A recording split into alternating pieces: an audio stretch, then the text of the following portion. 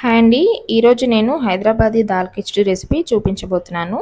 తినే తీరులో చేయాలే కానీ ఈ హైదరాబాదీ కిచిడి అంత బెస్ట్ డిష్ ఇంకొకటి ఉండదు.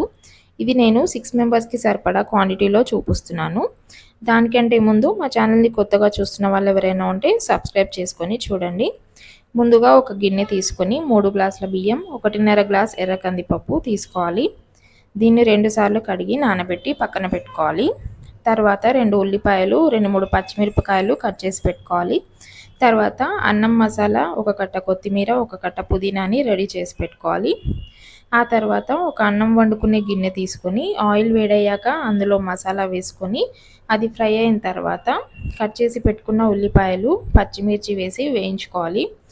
ఉల్లిపాయలు కూడా వేగిన తర్వాత అందులో మనం కొత్తిమీర, పుదీనా కూడా మంచిగా కడిగి వేసి వేయించుకోవాలి. అన్నీ వేగిన తర్వాత ఒక హాఫ్ స్పూన్ పసుపు, హాఫ్ స్పూన్ అల్లం వెల్లుల్లి పేస్ట్ వేసి వేయించాలి. తర్వాత మనం నానబెట్టుకున్న రైస్ ఇందులో వేసి కలుపుకొని 6 గ్లాస్ వాటర్ పోసుకోవాలి. నేను మీకు 3 గ్లాస్ రైస్ చూపించాను కాబట్టి నేను 6 గ్లాస్ వాటర్ పోసుకుంటున్నాను. ఇది ఉడికేటప్పుడే ఒక స్పూన్ సాల్ట్ కూడా వేసి ఉడికించుకోవాలి. అన్నం అయిన తర్వాత ఒక ప్లేట్లో తీసుకొని మీకు నచ్చిన కర్రీతో సర్వ్ చేసుకొని తినేయండి. చాలా బాగుంటుంది. చాలా ఇష్టంగా కూడా తింటారు అందరూ.